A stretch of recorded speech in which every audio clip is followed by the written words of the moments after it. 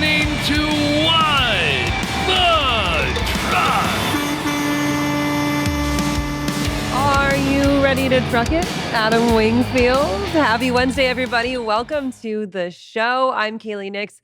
It's Wednesday. It's What the Truck. We're here with the one and only Adam Wingfield. Welcome to the show, guys. Great to have you. And let's get this thing rolling. Let's rock and roll. Adam, how are you doing today? I'm doing good. I can't complain. It's a little humid, but that's part of the summertime vibe. You know how it goes. You know what? It's summertime in Chattanooga. It's hot. It's humid. We're here. We're on a cleaned up set, and we got a lot to roll through for today. And things are going good for us. We've had you in studio here the last couple days with FreightWaves. We're working on, of course, the Playbook, working on some more episodes of The Long Haul, and now we're here on What the Truck together. Yeah, we're rocking and rolling this week. It's been a fun ride. We got to keep it going, though. Absolutely. So let's talk a little bit about Playbook. What's going on in our ecosystem right now? If you guys don't know, if you're not familiar with the Playbook, we started this initiative at the beginning of 2025, a Playbook, a roadmap for small carriers. It's now 6 months into this project, this initiative. Talk a little bit about what we've done so far. I want to talk about how it started. Yeah. Because if we talk about how it started, we all look at each other all the time and be like, man, look how far we've come in just a little bit. And we literally were in a boardroom and we were just like throwing stuff on the wall just to see if it would stick and try to pull it together. But the amazing thing that's happened over the time is the amount of content regards to that support the owner operator. And that's that's my passion, right? The owner operator, the small business owner, getting out there doing their thing. And we've been able to collaborate and connect with so many different people that support it, that's been able to provide resources. We've had people in studio. It's been great. Now we've got a couple of new initiatives that we're launching through Playbook, which is awesome.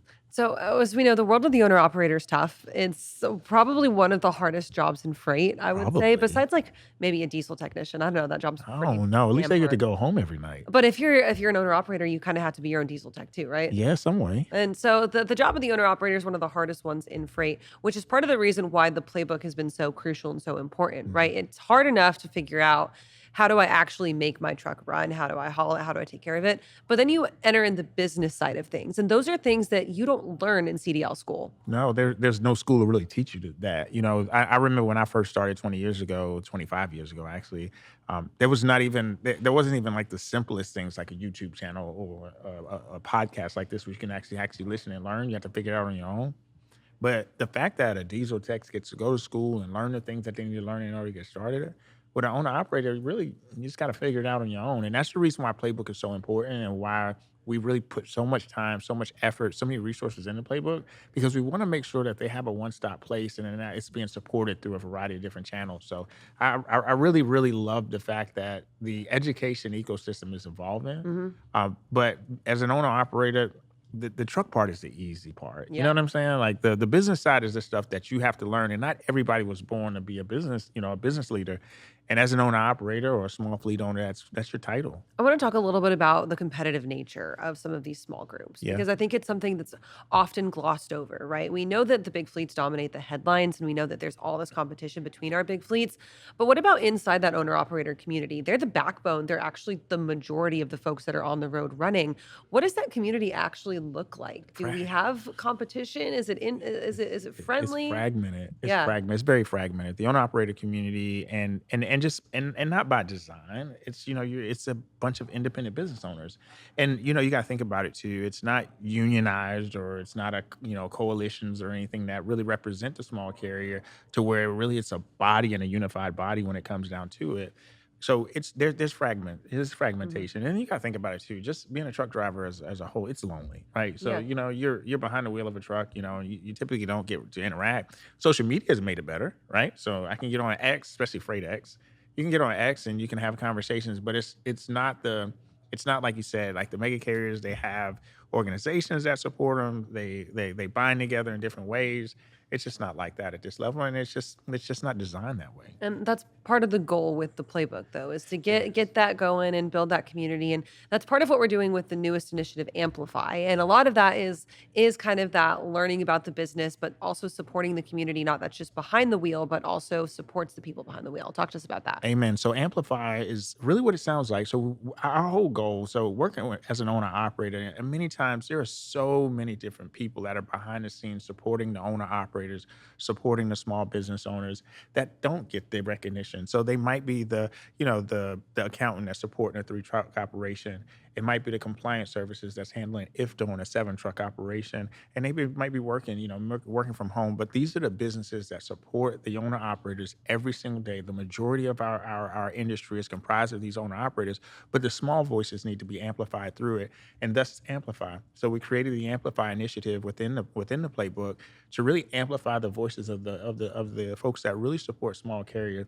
Big voices, small businesses, big support, Amplify. Anybody that's in the program yet or that you're really looking to bring in that's really caught your eye?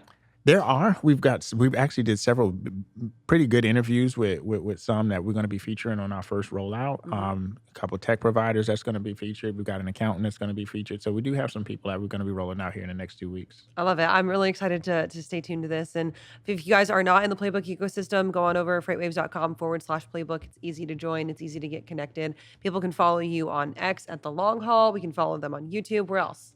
Everywhere. We got the Facebook group. We got the Facebook group. Obviously we've got it on the Facebook group, and we also have Instagram too. So you can follow us on any one of our social channels, and we're here with the engagement piece. We're going to make sure we're driving articles, driving informational articles. So you'll notice too, the one thing that I love that's different is that we have so much content that's educational, right? So there's things that always are going to dominate the headlines, but we're going to provide education through there, and it's just been an amazing thing. All right, so let's move on to some hot topics, what's going on in the industry right now. Obviously, right now, if you're in any type of freight communities, freight spaces at all, conversation is about out of service and the English language proficiency, so I can't even speak it, language proficiency mandate that's going on right now. It's been in effect, actually hard crackdown for 3-ish weeks, and we're starting to figure out, is it real, is it not, and what's actually happening. From your perspective, talk to us a little bit about what the ELP mandate means and why it's been so, I guess, talked about in the industry. Well, you got to remember the ELP mandate has been part of regulations for a very, very long time. It was frozen back during the Obama administration. And the reason they froze it at that time was obviously because we were in the heart of what they considered I hate using a driver shortage term because that's not a really good term to kind of just describing what's happening. But when they froze that, and then you look at the amount of carriers that flooded into the market during COVID, there's a lot of people and a lot of things that social media has done a really good job of bringing a forefront to. Because there have been a lot of people that have not been necessarily domiciled to the United States that have been involved in fatalities and things of that nature. And it really opened up Pandora's box to something that's been missing. So when you talk about the ELP, which the people that are not really familiar with it is that according to the CMV regulations, as a driver, you have to be able to speak and read the English language in order to operate an 80,000-pound vehicle, just to make it in general, right? Right. The thing about it, though, is that people think that it's, and I hate to even say it like this, but people think that it's more about being technical versus actually being on the safe side, right? Because you got to think most of our signs are in English. Well, all of our signs are in English. And when it comes to warnings, when it comes to construction, when it comes to bridges, they're all in English. So if you can't read this stuff, then you're in danger to safety. Yep. So the reason why the enforcement is important is number one is safety. And I think that it's getting a lot of traction politically. It's getting a lot of traction just socially. And you've got some people that are just tired. And when you get people that are tired of being, second place, not being pushed to the forefront, then you get this type of result. So Secretary of Transportation Sean Duffy was on What the Truck here about a week and a half ago. And as you mentioned, very, very politically hot topic right now. He was on Fox News the day before yesterday talking about the enforcement. Let's roll that clip. Well, all the road signs, but also if you get in a car crash or if you're pulled over by law enforcement, you have to be able to communicate, what you have on your truck, on your rig. Now, listen, this is not a new rule. By the way, the English only requirement or English proficiency requirement has been on the books for a long time. It's just that Barack Obama made sure that if you violated that rule, it was a slap on the wrist. We're going back to the old rule of we're going to put your rig out of service and make sure that you don't drive if you can't speak the language, which, again, this is just common sense. This is our language, English. If you're going to get on the road with one of these potentially dangerous vehicles, speak our language. So that was the whole point with this discussion, right? Was that this was the rule, but what does enforcement look like? We're seeing that in real time now. And folks that are on social media, Danielle Chafin is one of those folks who is constantly looking at this. She's finding these photos, finding these carriers, using search carriers, which is part of our ecosystem here that we're talking about building with Amplify, but really digging into some of these folks and finding that they are in fact out of service and going and putting them on blast is really the only way to say it, right? She'll take a screenshot of this and say, look at this, equipment out of service, driver cannot read and speak the English language sufficiently to converse with the general public. And that is left up, of course, to the discretion of the folks who are pulling them over. There's a little bit of a gray area there. But the fact of the matter is these folks are being found. And I think that too, it's not subjective. So they have a test that they have to submit to at the roadside to determine that. And obviously it's a very simple test, and you'll know if you're going to have somebody that's going to pass or fail. But it's still going to come down to state level enforcement. At the end of the day, it's going to come down to state level enforcement, how that's being handled. You're still going to have that pull-in rate, which obviously the pull-in rate is driven by the ISS, which determines how frequently a truck is going to be pulled into a weigh station. So you still got to get over that hurdle. I think one of the back and forth that you'll see that happens a lot now is that people are thinking that, okay, all of a sudden that we said, hey, we're going to start enforcing this.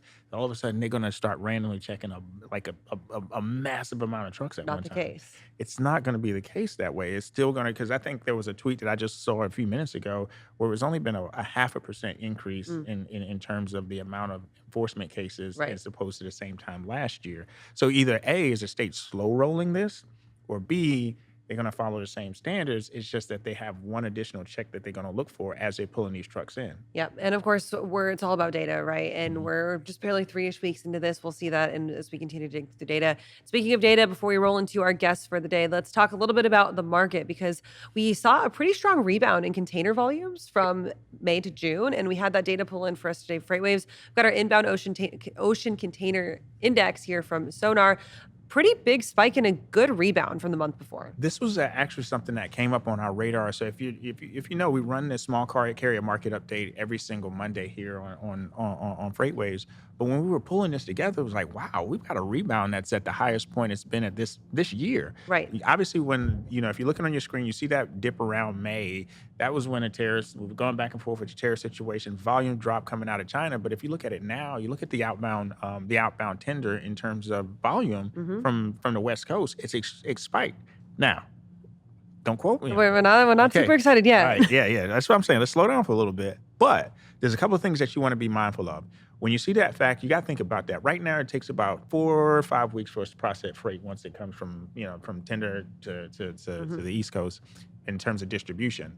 This could be a volume increase that we see. And then if you look back and you take a look at the overall tender volume right now, the tender volume index is at about 10.9. Yep. Around that time in May, it was around 9.9. So the tender volume at 10.9 now, without the containers actually even hitting the port, can tell us that we're going to start seeing that dry van volume start to increase. I looked at the CDNCA, which is obviously the net revocations as far as carriers that are leaving the market. You look at the overall actually NTI, which is your truckload index, and you look at what we're seeing as far as rates is concerned. Then you got ELP Mandate. Yep. So you got some things that are going to start affecting capacity. But when you start seeing volumes like that starting to increase, and then that as a matter of fact, I think there's some good signs. Yeah, and we say that, but we had some more tariff policy going in place, and I think everybody's a little desensitized to the tariff news, right? Like we write like 25% to these other folks, and it gets no hits on the website. But it tingles of hope for a carrier. Tingles. I mean, listen, here's the thing. It's just like watching the weather, right? All you can report that, hey, look, there's a storm coming, right? Speaking to a meteorologist. It's the same thing. Like you see it coming. And these things can happen, at the last minute. But when you see container volumes at the highest that they've been this year, and you know that once it gets on shore, it has to be processed into the east, off that shore, that's only going to tell you you're going to have a spike in overall volumes. And then obviously that's going to impact, I don't want to say the R words, but it could be impacting rates. There you go. You heard it here first, and stay tuned to our small carrier Lord, updates. here we go. Monday mornings, we're not gonna hold you to it. I promise. Just make sure that you check in on Monday mornings. Every Monday mornings at 11 o'clock, check in on us. That's it. There you go. And if you're not part of Playbook yet, go on over again, FreightWaves.com/Playbook, and join us. All right, we're gonna move on this morning, but let's go ahead and say thank you to our sponsor. Spend less time searching and more time hauling loads with the Truck Stop Load Board. Find the right load at the right time to put more money in your pocket. Learn more today. All right, let's move on. And we've got our first guest here with us, Rob Carpenter, which is going to continue the conversation about compliance.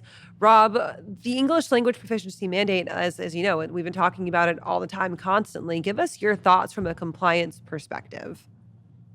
It's kind of a weird one for me because I've always looked at all of us as truck drivers kind of got excited about ELP, and it was, to some extent, I thought it was more of a narrative buster, and then it actually was more framed as like a safety aspect. But it did increase dramatically in like May. I think it went to like 1,400 violations from 640 in January.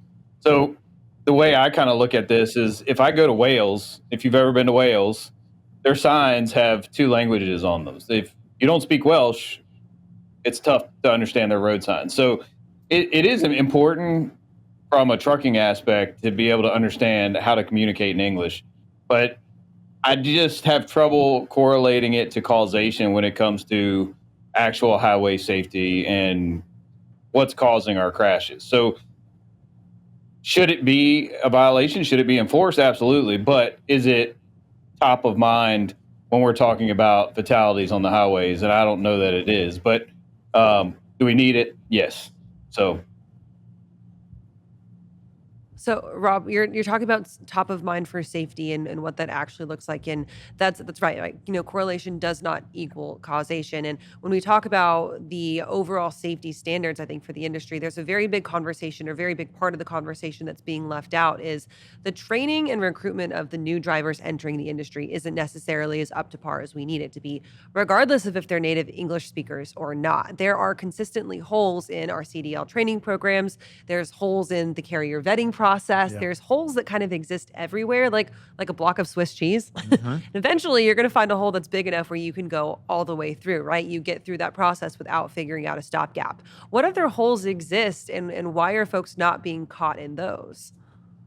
Well, I think you've got the big ones for me are, and maybe it's because I've had a CDL for so long that I look at licensing standards as one of the biggest points, because at the root of all the problems that we have, it's who are we ultimately putting behind the wheel? Who are we giving driver's license to? And I teach teen in Virginia as well. So in Virginia, where I teach teen behind the wheel, it's kind of funny because Virginia requires X amount of hours, X amount of classes to even get a teen license. Just forget CDL, because teen is ultimately where you start, right? There's 13 states that require no practical experience behind the wheel of a car to get a regular driver's license. You put that in you correlate that to CDL, because in 2 years, there's a lot of intrastate programs that will allow you to get a CDL at 18. So if you have no practical experience and you get that at, say, 16, and then you go get a CDL to operate intrastate in a state where you just can get it at 18, that's only 2 years of driving experience that you've had where you didn't really practice the right way because you never were taught the right way to drive. So then you have these CDL drivers who never were taught how to drive.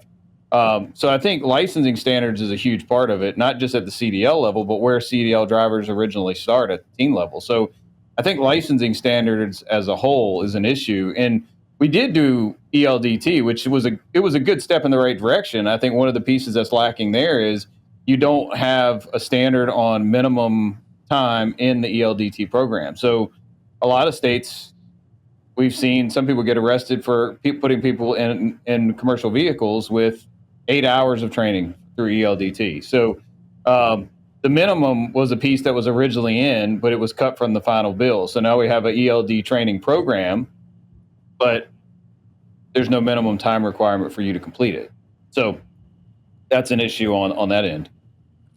You know, Rob, one of the things, too, that you look at from a consistency and standard standpoint, you know, I think that especially over the last month, there's been a lot of talk in regards to ELP, and you've seen, obviously, it's starting to heighten those training standards. We saw a tweet that was posted out where you can get your CDL in like 7 days or something like that. Down in Florida, it was, you know, they had like 1,000 different languages that they spoke down in there. From a consistency standpoint, you talk about licensing standards. Do you feel that there's a gap there when it comes down to the consistencies that the standards being held across the board? Because you see that there's such a variety from school to school in terms of that. Well, I think for EL entry level training, you have the same curriculum that's supposed to exist for everybody that's getting a CDL. The minimum time requirements actually reverts back to state. So whatever your state requirement is for licensing, that's what your requirement's going to be in that specific state.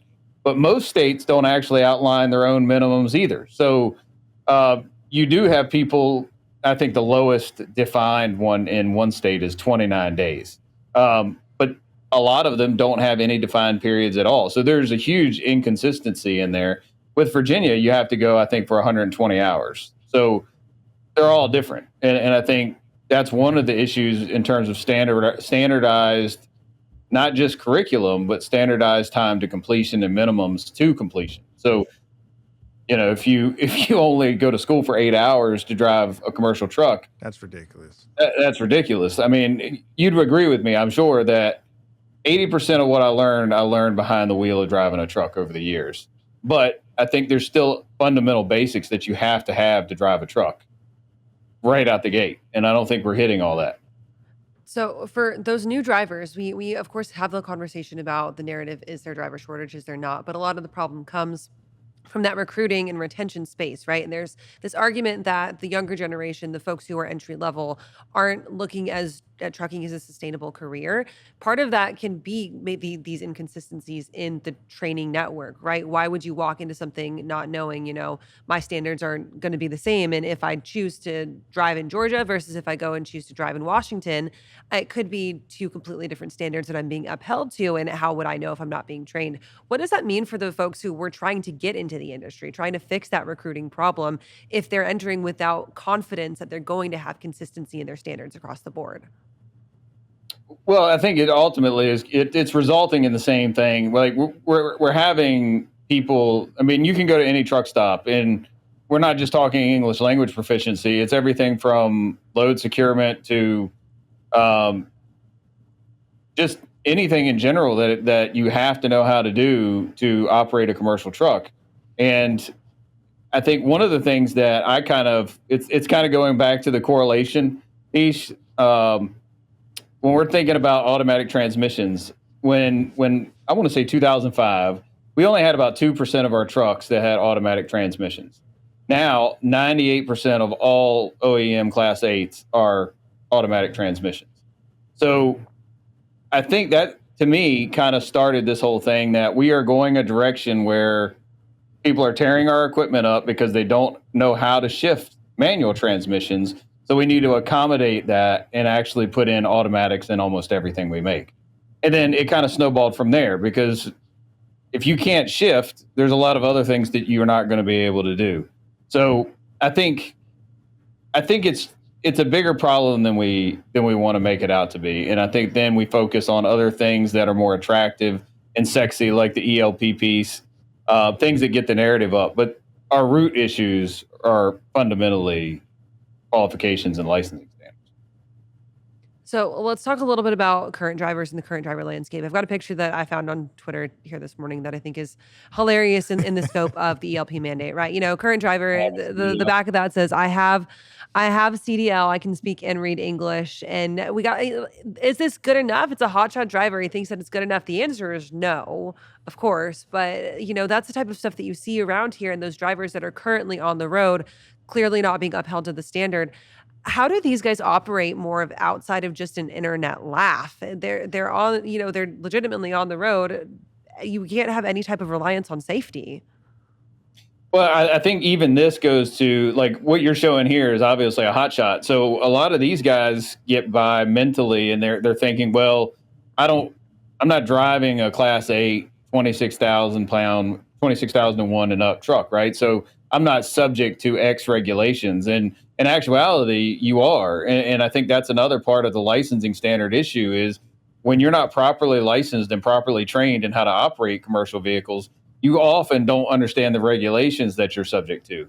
So yes, he might be able to speak English. Yes, maybe he has a CDL, but maybe he doesn't realize that he's subject to all the basics except drug testing. So and maybe he's subject to drug testing depending on other factors. But I think the reason that I contribute a lot of things to licensing standards isn't just the minimums, the ELDT piece. the non-standardized everything. It's also basically the non-standardized understanding of how the rules work for you and how you operate. All of that's going to basically, when you were trained in school to understand hours of service, to understand how to operate a truck, load securement, etc. So that's a big piece of it. You know, he mentions a great point. It's almost like one of those other loopholes, especially with hot shotters. And he just talked about that because you'll run into a hot shotter out there that'll say, well, you know, I keep my loads under 10,000 pounds, and they're driving an F550 with a 40-foot gooseneck. And it's like, well, that's not how that works. But it's such a gray area when it comes down to understanding on the outside, but the rules are right there in place to follow. And that's the reason why you see a lot of them being put out of service too.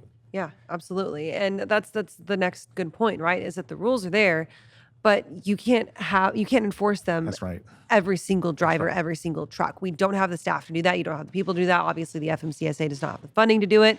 A lot of it rolls up to the state DOTs, to the folks who are there who are actually boots on the ground. So for a current driver, the pressure might not be there to perform, right? Your risk-reward ratio is a little bit more skewed, knowing that, hey, there's however many drivers of us out on the road and a small fraction of law enforcement that could eventually find me. Current driver, current training standards, the continuing education also not there, but how do we get those two to connect, right? Maybe if you're a small fleet, a mid-sized fleet, a large fleet, how do you connect those continuing education standards to hold your current drivers accountable?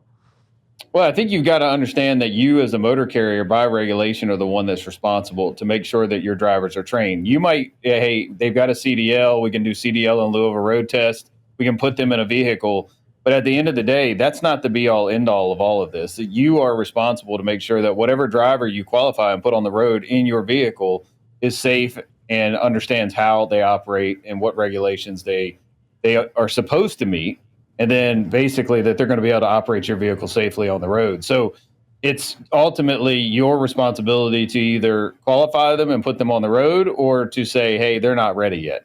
So there's a huge piece there that also gets missed from the fleet side, because you may have some vocational fleets, whether it's pipeline service contractors or roofers or HVAC guys, who think they're not subject to these regulations, and they just pull up anybody, throw them in a truck, and the next thing you know, they're on the road. So I think there's a huge part of that carriers miss, in terms of it is our responsibility, not just to verify that you have a CDL, to say, hey, you must know how to drive a commercial vehicle because you have a card in your pocket. We need to make sure that you can. So a lot of times we tell people, don't just take the CDL in lieu of, take them on a road test, a real road test, have a conversation with them, hear them out, see if there's any red flags, not only in how they drive, but who they are as a person, and then determine, is this somebody that you want operating in your fleet? So you are ultimately the last stop. So that's the big piece of that in terms of who gets put on the road. Yes, you have a license. Yes, you've been through school, but are we comfortable putting you on the highway in our vehicle? Yeah, but so many times, like, people try to play the ignorance and absence of law role. You know, That's it's just not a like, hey, defense, well, I especially didn't in know. court. You know, and then you think about some of these leased on operations where they say, oh, well, it's an owner operator. I just leased them onto my truck. I don't have anything to do with that. And you see that there's so much of that's going on. Yeah, it kind of, sometimes it goes back to, well, hey, I'm just an owner operator. I don't even have my own authority. I'm leased on to Bob's Trucking and Towing, or whoever it happens to be. And you still have to look at it from a motor carrier's perspective in that case too, because who you bring on as an owner operator, you can't just trust them just because they happen to have a truck and they're leased on to you. Whatever they do in their vehicle is ultimately going to tie to you if they're running under your DOT number. So one of the biggest mistakes that we see people make when we go to these big fleets, there's some out west that are fuel haulers. 1,200 truck fleets, some of the biggest fleets in the country that are hauling fuel, at least on owner operators. Their company drivers have no violations. Their owner operator side has destroyed their rating.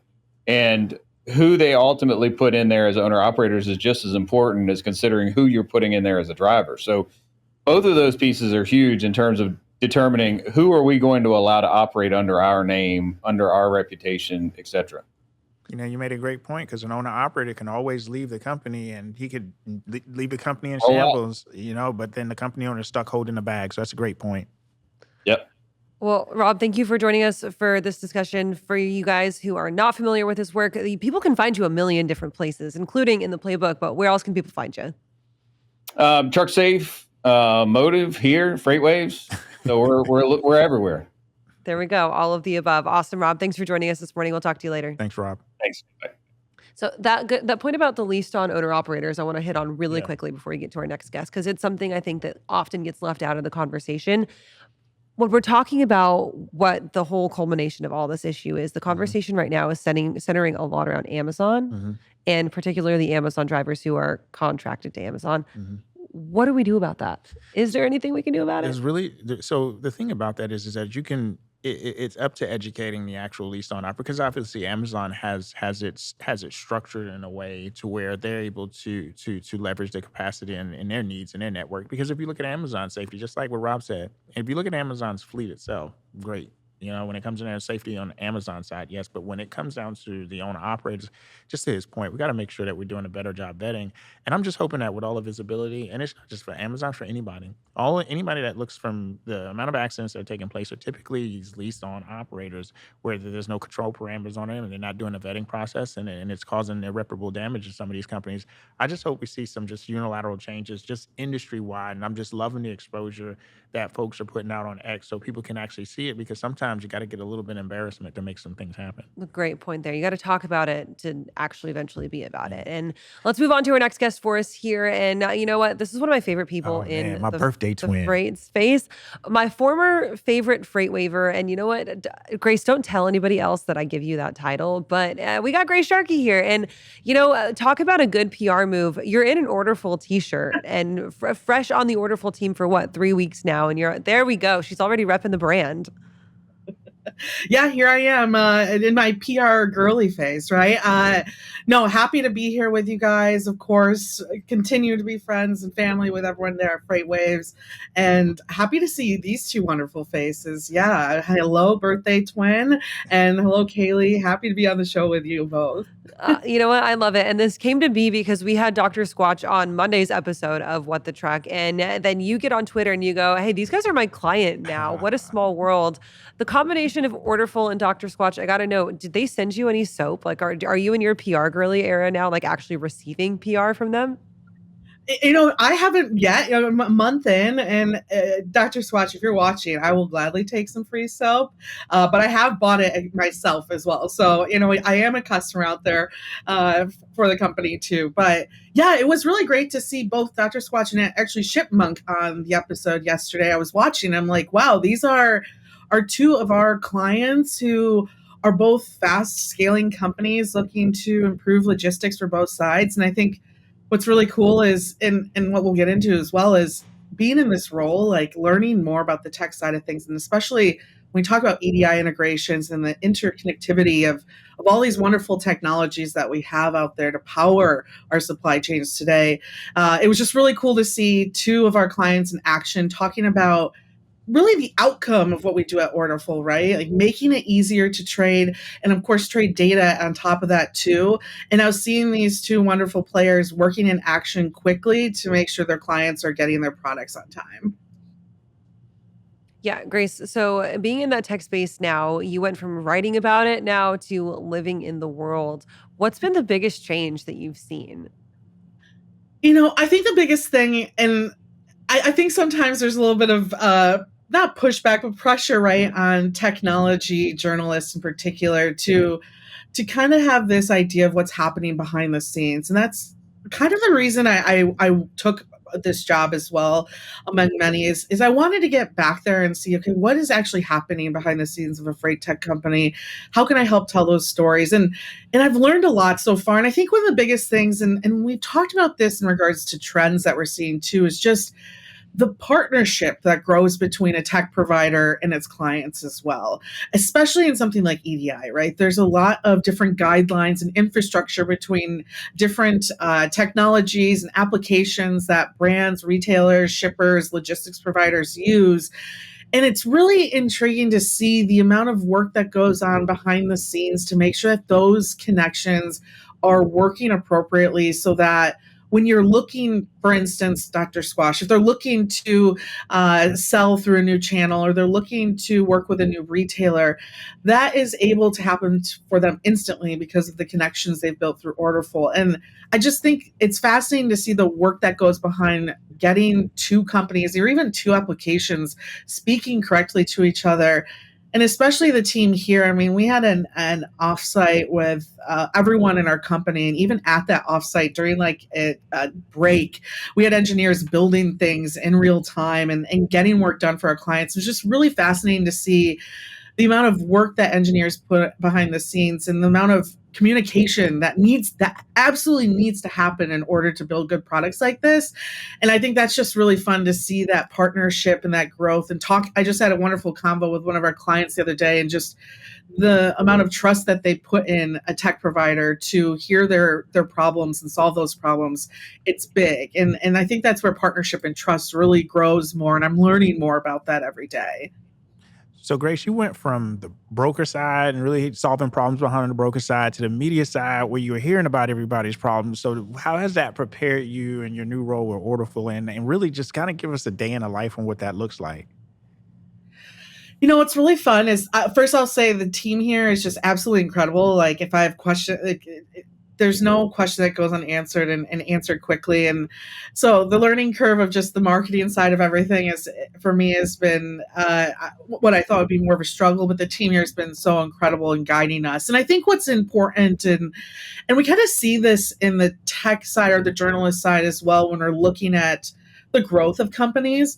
But what's really interesting to me is really figuring out where you fit in the timeline and the application of new tools, right? Like, for instance, a lot of our customers come when there's ERP migrations, right? Or they're changing systems. And how do we find those clients, and how do we target those clients and talk to those individuals directly? But even more important, and I think this is true for all SaaS sales in particular, and it's growing as well, is the number of decision makers, right? A part of that conversation. So you're not only looking to gauge the interest of like a C-level, a business decision provider, right? But you're also looking at multiple layers of engineers, technologists behind companies. There's multiple parties that you have to direct that message to. And I'm learning more about that every single day. And I think it's just really intriguing to kind of look back at companies I've wrote about in the past, or companies that we see struggling, and kind of wonder, you know, what's their approach to some of these problems, and talking to these individuals too. So I think that's what's incredible, is just learning the amount of decision makers, right, that go into any type of buying process, and how do you tell a story that's going to resonate with each of those, right? I think it's interesting for your perspective that you bring into this role, because now you sit in a space where you're directly competing in the freight tech ecosystem, which we know has been just intensely competitive, particularly since 2020. You know, for instance, those initial massive raises and massive rounds of funding that we saw interject to the ones who survived the freight downturn, to kind of the like second life freight tech that's a little bit more specified, a little bit more concise in the message that they deliver and the problems that they solve. And now you're able to sit in there and actually compete with them instead of just looking at them from this critical eye with the journalism. But I want to know, when you're looking at the top trends for what's going on in your now current ecosystem, instead of just writing about it, living in it, what are some of those things that are coming out and you're like, man, this is great that we could work directly with, and these are people that we got to watch out for to make sure that we're doing better then? Yeah, I mean, it's interesting because you really can't take your foot off the brake when it comes to what's happening in the industry and the technology trends that we're seeing. I mean, I think the biggest one, right, is AI. That's entering our space too, and it's what we're currently working on as well. And I mean, we look at a lot of the articles that you guys have touched on over the last couple of weeks. I think seeing the Samsara event, seeing their investment in Happy Robot and the different safety initiatives they have, and the AI tools that they're working on deploying in order to reach those goals, I think is huge. You just wrote about C.H. Robinson, right? Starting to leverage AI agents in particular for classifying LTLs, which talk about a challenge there. I'd love to have an AI agent tell me the answer. For the longest, I've said, how come something isn't just telling me what I should classify this as? So I love seeing that. And right, you had Duffy on this wonderful show, wonderful Department of Transportation secretary, and he touched on it too. The fact that, we have this technology now that's so readily available to the average, just even consumer, average non-supply chain nerd, right, who can build really great things. We just saw Craig Fuller tweet about it the other day that you guys built something in-house within a meeting. And I think that puts all technologists within our industry on their toes. I think Sam Altman the other day was just talking about this. We're not talking about seeing big changes in technology in the next decade. We're talking about the next 5 years. And as someone who's already looking into events for 2026, 5 years is going to go by really dang fast. So I think that's one of my favorite trends now. We're starting to see a lot of these really great technologists pop back up into the space with different initiatives that they're working on. Some of my favorites are, we have, I think, Augment, right, is happening right now too. We have a ton of AI agents coming out in the carrier space as well. I think we're going to see more of that because it's easy to build and it's also just very modern and next generation. So I'm excited to see how we see AI become more influence in the space. And I almost want to fast forward 5 years to see how different things have become as well. So let me ask you on that point, the transportation industry, and I hate to say it, we're always behind when it comes to technology. We're the last ones when it comes to adaptation and technology. And based from where you were just about, 8-9 months ago to now, just being on the other side of things, how do you see AI really kind of moving forward within industry? Have you changed your perception on how fast you think it's going to be implemented? Totally. I mean, I think I was looking at more of in this decade, and I mean, even in the next couple of years, I'm very interested in what we see change. I mean, especially you look at back office automation, some of those things that you could quite literally build within a chat GPT scenario, right? A lot of these what the term I've realized, right? It's the vibe coding of it all. Mm-hmm. That, I think just to hear that, I think people need to start saying to themselves, oh, people are just having fun building automation tools at this point, right? They're just going home and they're vibe coding a way to fix that problem. So again, I'm interested in seeing kind of what push that puts on technologists in the space today, how that of course will affect the investment environment as well, and just what vibe coding will do to even just the average small mid-market broker out there who has been doing things so manually for years and years, and even carriers. I mean, there's Adam, this, talking to a number of maybe younger generations, millennials, Gen Zs in particular, who might want to get into the trucking space, the type of tools that they could build to get themselves up and running and being held accountable, right, for a lot of the lessons that you even teach on the playbook. Think of all that work that people can start doing faster, more efficiently.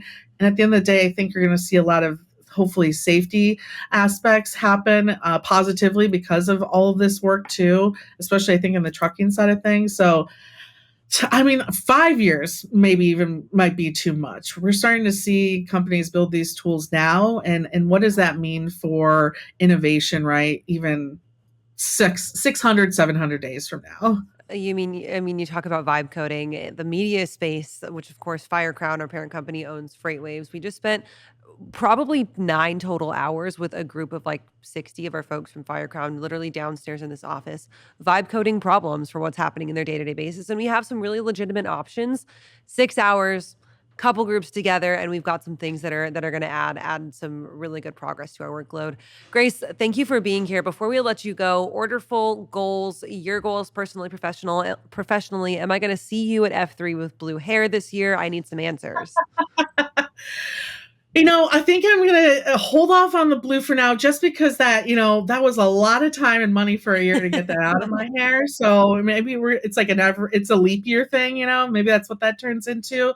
In terms of Orderful, I've never, the energy behind this company, the companies that we're talking to are implementing the brands, some of the big big, huge growing brands like Dr. Squatch, Liquid Death, Dude Wipes. A lot of these huge customers are looking to modernize their infrastructure because they're realizing, boy, is this stopping us from being innovative ourselves and scaling ourselves? And that is just really getting me excited for what the future of Orderful holds. So come check us out, orderful.com. We're here to help, and reach out to me as well. I love it, Grace. I love you so much. Thank you for coming on today. Much love. Thank you guys all for tuning in for us. Adam, shout out to you for stepping in, hosting this together. Thank you guys for being our loyal viewers. Make sure that you tune in. What the Truck, Monday, Wednesday, Friday, noon Eastern time, right here on FreightWaves TV. You can find us on Sirius XM, 5 o'clock Road Dog Radio. Take care. Give us a follow on social media. Don't be a stranger. We'll see you guys later.